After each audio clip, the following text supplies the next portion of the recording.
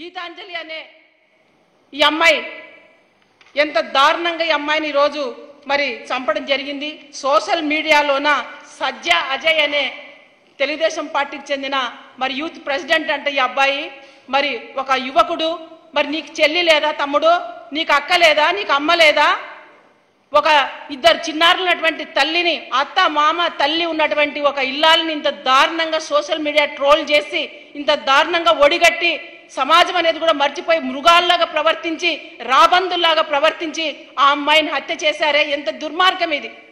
యావత్ ఆంధ్ర రాష్ట్ర ప్రజలందరూ కూడా ఈ విషయం పట్ల గమనించాలి, ఈ కుటుంబానికి అండగా నిలబడాలని చెప్పి కూడా రాష్ట్ర ప్రజలు నేను కోరుతున్నాను. అలాగే మన గౌరవ ముఖ్యమంత్రి జగన్మోహన్ రెడ్డి గారు కూడా ఈరోజు ఒక దిగ్భ్రాంతికి గురై, ఎందుకంటే ఆయన ప్రభుత్వంలో మహిళలే మహారాణులు అని చెప్పి మహిళలకు అగ్ర తాంబూలాన్ని ఇచ్చి మహిళల్ని టాప్ లెవెల్లో నిలబెడుతూ దేశానికే మహిళా సాధికారతలో మరి రోల్ మోడల్ గా నిలబడినటువంటి ముఖ్యమంత్రి జగనన్న ఈరోజు ఎంతో బాధపడుతూ గీతాంజలి చనిపోవడం అన్నది అసలు ఈరోజు అసలు తను చాలా దిగ్భ్రాంతికి గురై ఈరోజు ఆ కుటుంబానికి 20 లక్షల రూపాయలు ఎక్స్గ్రేసియా కూడా ప్రకటించడం జరిగింది. ధన్యవాదాలు తెలుపుతున్నాను గౌరవ ముఖ్యమంత్రి జగన్మోహన్ రెడ్డి గారికి.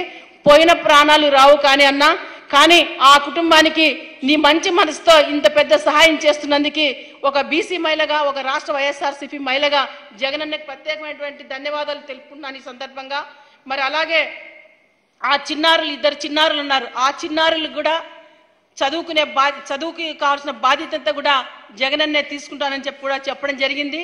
మరి ఈ తెనాలికి చెందినటువంటి గీతా విషయంలో ఎవరైతే దుర్మార్గంగా ప్రవర్తించారో రాబందుల్లాగా, దుష్టుల్లాగా, వాళ్ళని ఖచ్చితంగా చట్టపరంగా వాళ్ళని పరిగణలోకి తీసుకొని, అదుపులోకి తీసుకొని వాళ్ళని శిక్షించాలని చెప్పి కూడా జగనన్న మరి ప్రభుత్వానికి కూడా తెలియజేయడం జరిగింది చట్టానికి.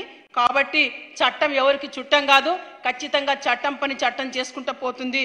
మరి ఇలాంటి దుర్మార్గులకు ఖచ్చితంగా 2024 ఎన్నికల్లో బుద్ధి చెప్పాల్సిందే. ఇలాంటివి ఎక్కడ కూడా పునరావృతం కాకుండా కూడా మరి చట్టాలు కూడా కాపాడాల్సిన బాధ్యత ఉంది. ఎందుకంటే మహిళలు చాలా సున్నితమైనటువంటి మనసు గల వాళ్ళు.